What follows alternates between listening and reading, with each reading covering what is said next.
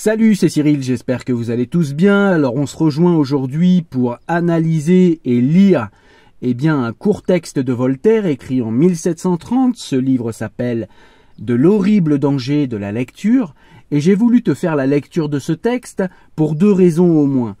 La première, c'est comme le titre l'indique, de montrer quel est le danger pour quelque pouvoir que ce soit de la lecture et de l'imprimerie. C'est-à-dire que quand la lecture, quand les livres peuvent circuler dans une population, c'est une lourde arme contre l'ignorance des peuples et donc c'est une arme qui empêche les puissants de manipuler les ignorants.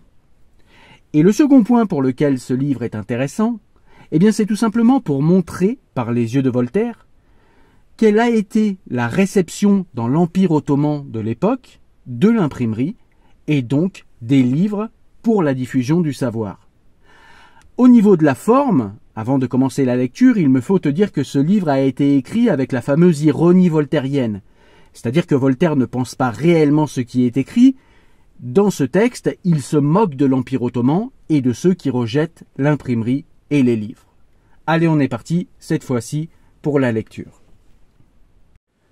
Nous, Youssouf Chéribi, par la grâce de Dieu, moufti du Saint-Empire ottoman, lumière des lumières, élu entre les élus, à tous les fidèles qui s'y présentent verront, sottises et bénédictions.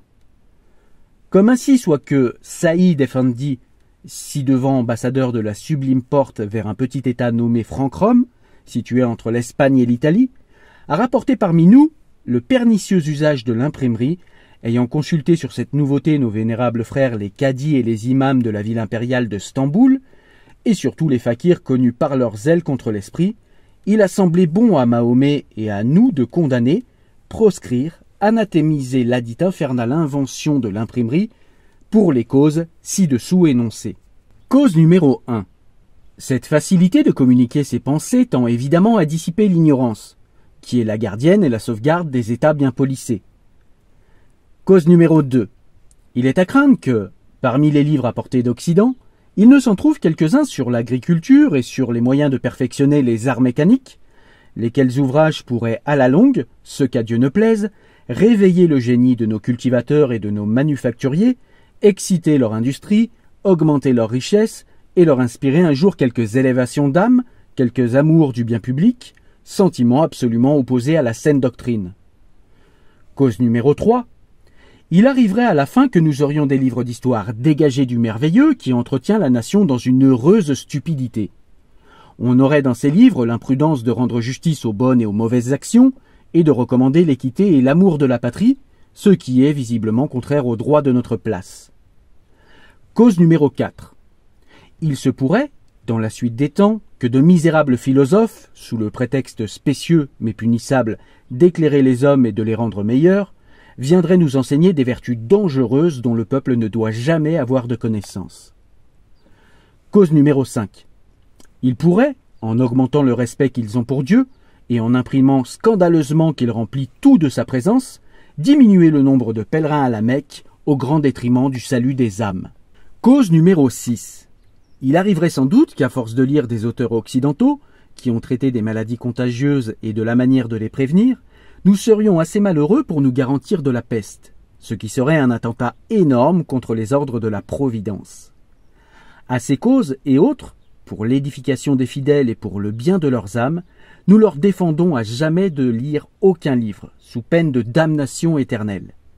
Et, de peur que la tentation diabolique ne leur prenne de s'instruire, nous défendons aux pères et aux mères d'enseigner à lire à leurs enfants.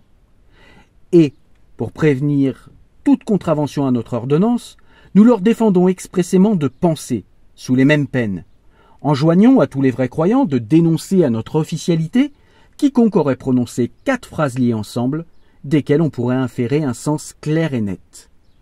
Ordonnons que dans toutes les conversations on ait à se servir de termes qui ne signifient rien, selon l'ancien usage de la sublime porte. Et pour empêcher qu'il n'entre quelque pensée en contrebande dans la sacrée ville impériale, commettons spécialement le premier médecin de sa hautesse, né dans un marais de l'Occident septentrional, lequel médecin, ayant déjà tué 4 personnes augustes de la famille ottomane, est intéressé plus que personne à prévenir toute introduction de connaissances dans le pays.